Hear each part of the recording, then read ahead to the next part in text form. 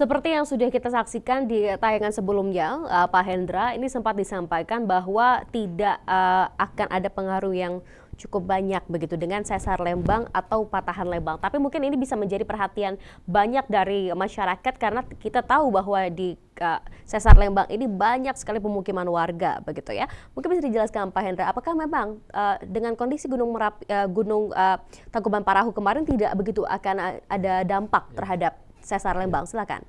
Ya, saya kira itu sangat sangat kecil kemungkinannya. Sangat karena kecil ya, kemungkinan. pertama pemicu erupsi Gunung Tangkuban Perahu itu sendiri juga karena air di dangkal ya. Dangkal artinya mungkin dibandingkan dengan jarak dari Kawah Ratu sampai sesar lembang yang berkilo-kilo ya. Ini dan besarnya erupsi juga kecil.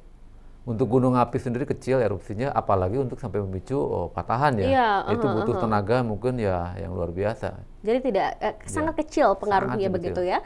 Saya juga ingin menyampaikan bahwa ada seorang ahli gunung berapi Surong yang sempat mengatakan bahwa seharusnya status dari Tangkuban Parahu ini dinaikkan. Bagaimana pandangan Anda? Apakah memang perlu statusnya dinaikkan dengan kondisi saat ini? Ya ini memang seperti saya sampaikan tadi, perlunya koordinasi semua ya, bekerja sama. Dengan adanya peringatan dari kami, itu sebetulnya kita sudah cukup untuk memberikan waktu ya, untuk melakukan persiapan. Oh, oke, Ya. baik. Bisa juga dengan meningkatnya status misalkan ya, seperti itu. Tapi intinya dari meningkat status juga, itu kan memberikan aba-aba. Iya. Ya. Dan itu sebenarnya sudah kita lakukan ya dari Badan Geologi PVMBG ini sekitar tanggal 10 hari menjelang erupsi, kemudian juga kita kirim surat resmi tetap bahwa ini harus hati-hati seperti itu. Oke, baik. Kemudian mengenai Gunung Tangkuban Perahu sendiri, apakah ada kemungkinan untuk meletus? Kalau kondisinya gitu, mungkin banyak masyarakat awam yang tidak mengetahui. Tadi sempat disampaikan bahkan gunung berapi, kondisi Tangkuban Perahu ini berbeda dengan gunung-gunung yang lain gitu. Seperti apa? Di Indonesia yang sifatnya freatik ini bukan hanya di Tangkuban Perahu ya. Cukup banyak ya? Di Ijen juga sama. Ijen, betul. Itu masyarakat juga di sana sudah berapa kali terpapar ya. Statusnya normal. Di Sileri juga statusnya normal erupsi. Okay. Tapi kita selalu kasih warning. Itu ya, peringatan itu amat sangat penting. Kita sudah sampaikan ke yang punya otoritas bahwa ini ada keanehan dan kita sampaikan jarak yang harus dipatuhi segini. Memang status tidak naik, tapi inti dari peningkatan status ataupun itu sebenarnya peringatan ya, peringatan awal ya. Oke, baik, kita angkat satu telepon yang sudah bergabung pada pagi hari ini. Selamat pagi, ada Pak Endang di Jatinangor.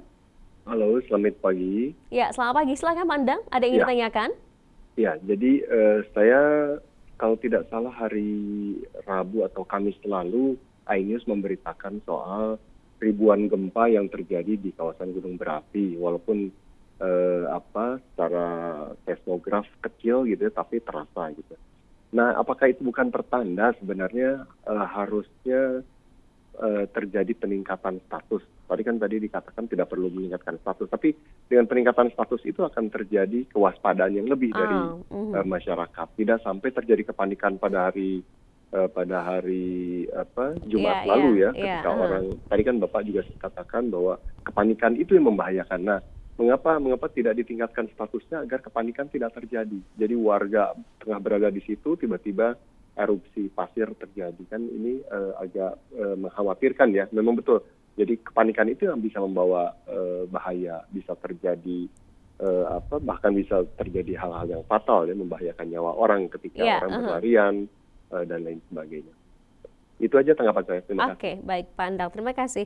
Tadi disampaikan oleh Pak Endang, ribuan kecil itu dikhawatirkan menjadi akan menimbulkan hal lain. Dan apakah itu juga merupakan pertanda untuk peningkatan status agar nantinya kalau sudah peningkatan status mungkin disampaikan Pak Endang, warga akan jauh lebih aware lagi, lebih berhati-hati.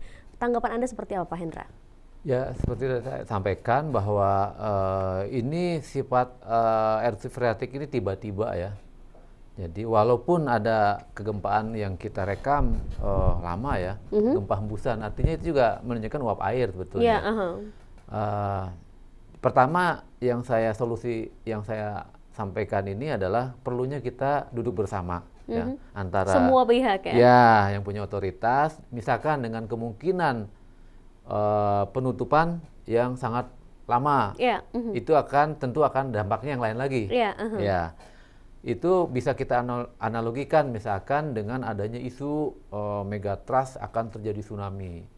Semua orang panik kan tetap, tapi juga kita nggak ada yang tahu kapan. Tapi yang penting adalah tadi sudah diberikan peringatan atau warning begitu ya. Nah, hanya tinggal duduk bersama cari solusi bagusnya seperti apa. Oke. Karena dari Badan Geologi tidak mempunyai kewenangan untuk mengatur. Betul, betul. Ya, kita hanya mengatakan ini seperti ini. Iya. Karena ada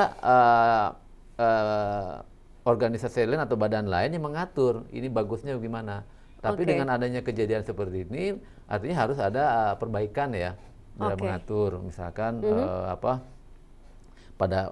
karena sifatnya freatik ini tiba-tiba, mungkin daerah-daerah yang lebih aman yang sampai di sana gitu. Oke, baik. Tapi ya itu kita tidak mempunyai kewenangan sampai sana. Baik, Pak Hendra, saya juga ingin tanyakan apakah nantinya akan ada pengaruh terhadap kondisi di gunung-gunung lain. Tapi kita tahan dulu, kita akan membahas kembali mengenai erupsi Gunung Tangkuban Parahu. Tetap bersama kami di News Jabar, kami akan segera kembali.